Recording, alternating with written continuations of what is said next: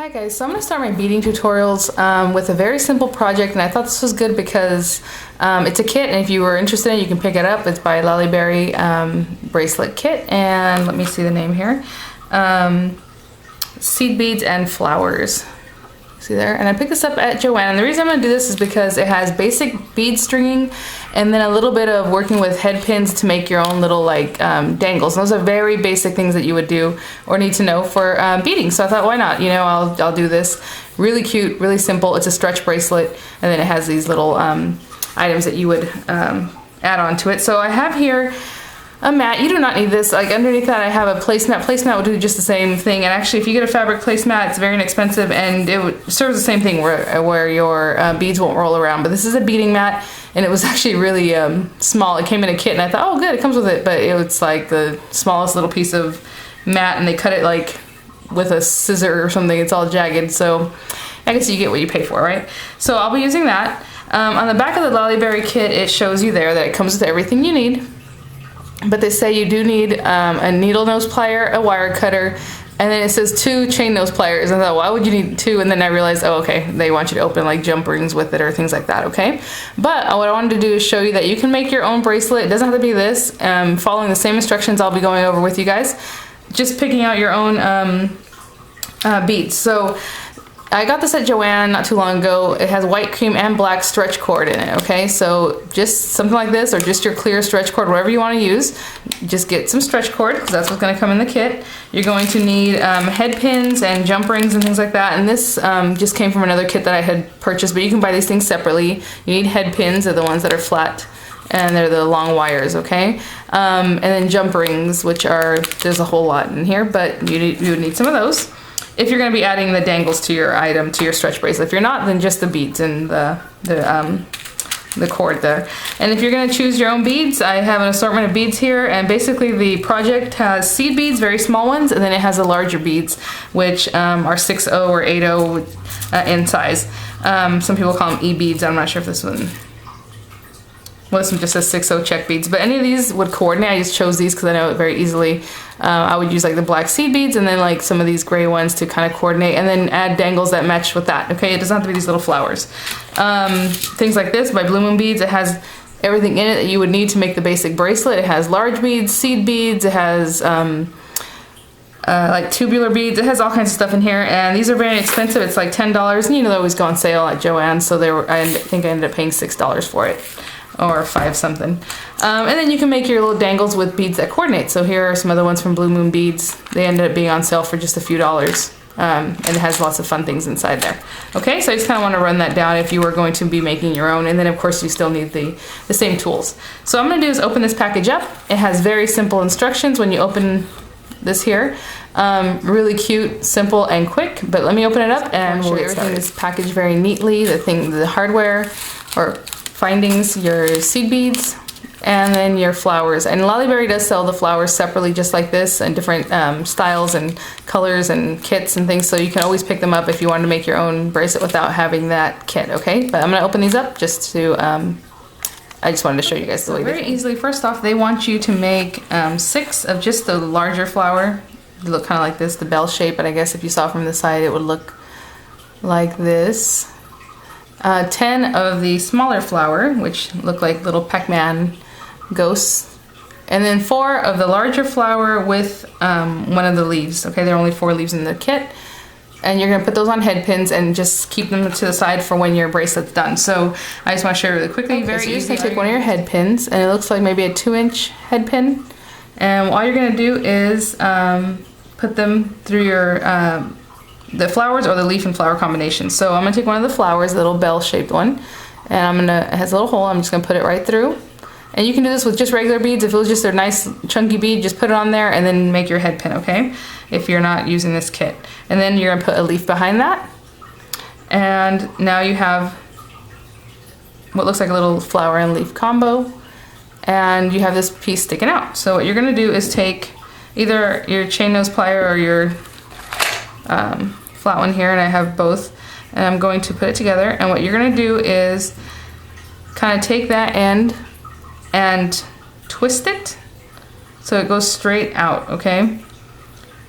it's too long. You're not going to make a circle with this whole piece of wire. So what I like to do, I'm very carefully, I'm not trying to break the beads or anything like that, and I want it to keep it kind of close together.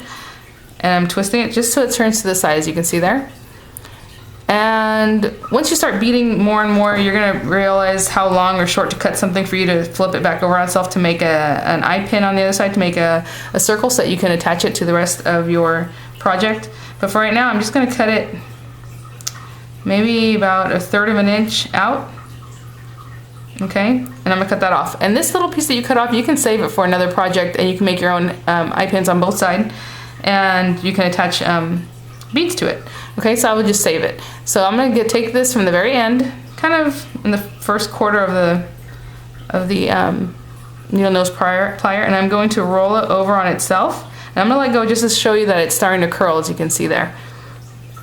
And all you're going to do is make it nice and round so that you can attach this to your bracelet later, okay? And you're going to do the exact same thing. As you can see, I did not close it up completely because you're still going to need it to be a little bit open to add it to your project. But let me try to show you that circle that I created there. I know it's hard to see.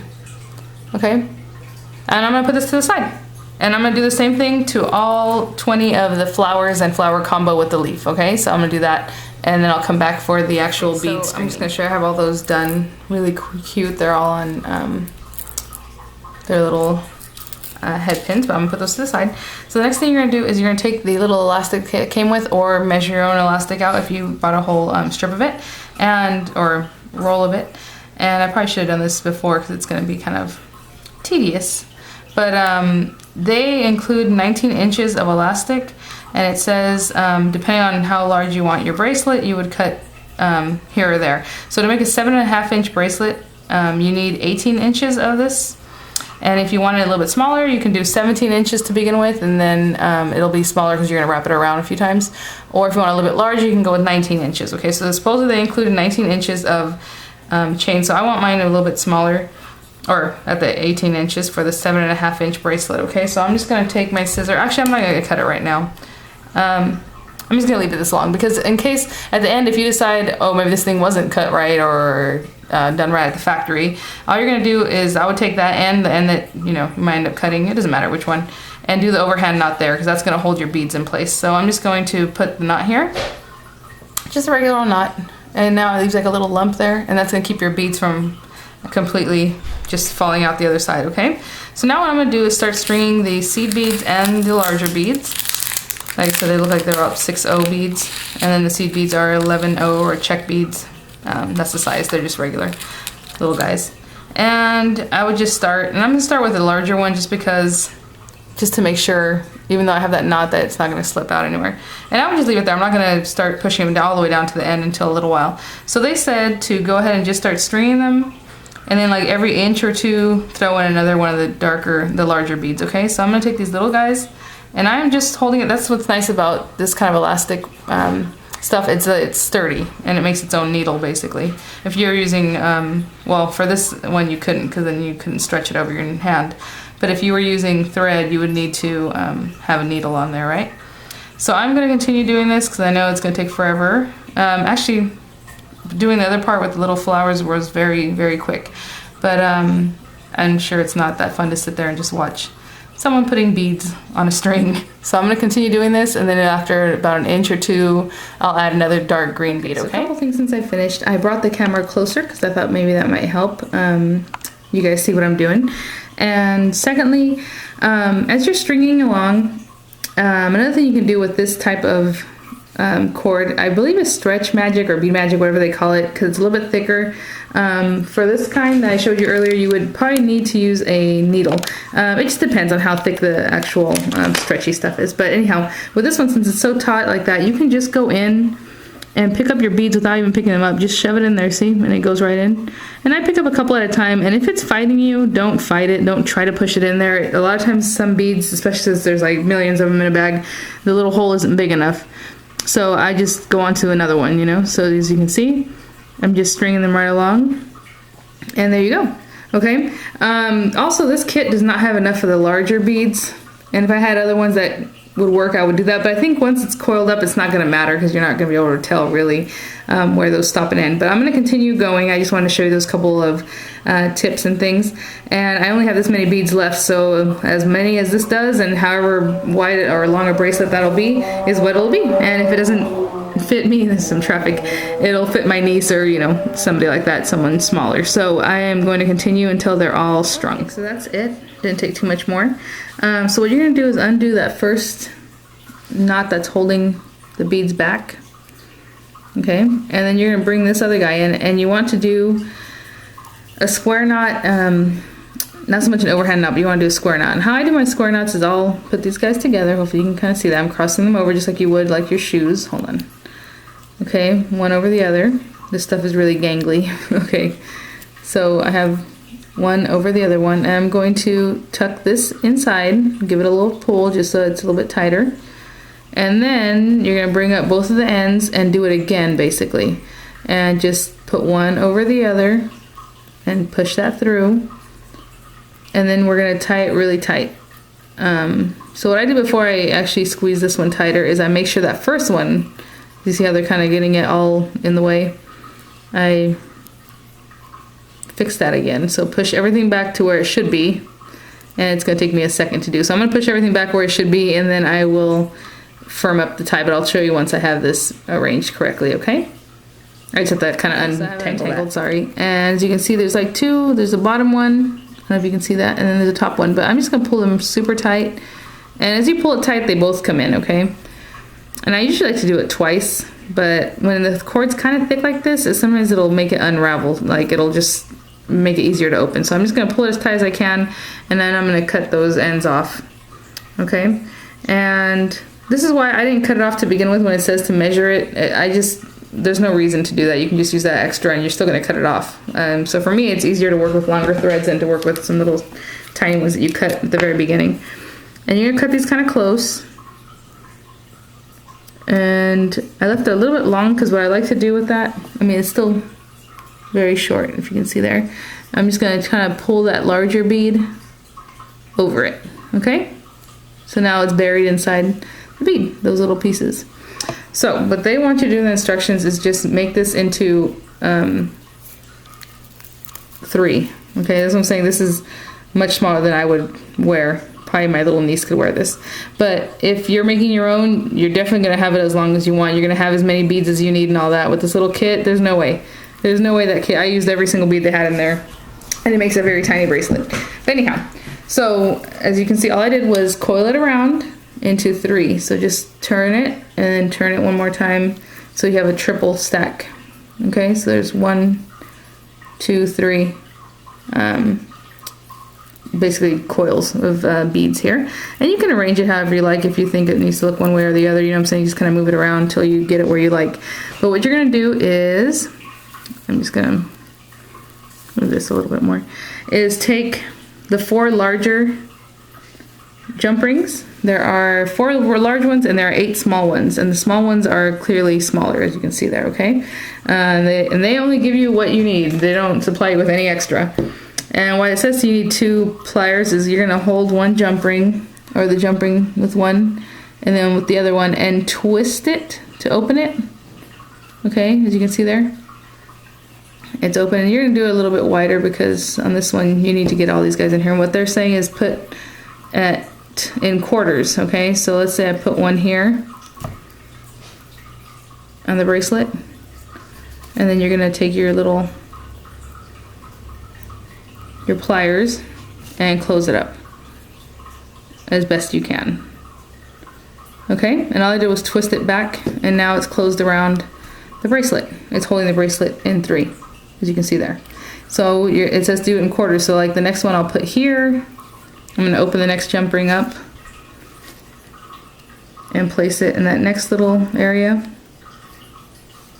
Just open it up. I'm going to place it here. You don't have to use the tools. I mean, you can use your hands if that's easier. But anyhow, I'm going to place it in there, and then I'm going to close it up, and then at the next junction and the next junction, just every basically quarter turn. I have them on there. I know it's hard to tell. It's a little piece of metal every about quarter turn, okay? And so what you're going to do now is bring back the larger dangles you made with the leaves, and you're gonna add one to each of those little loops.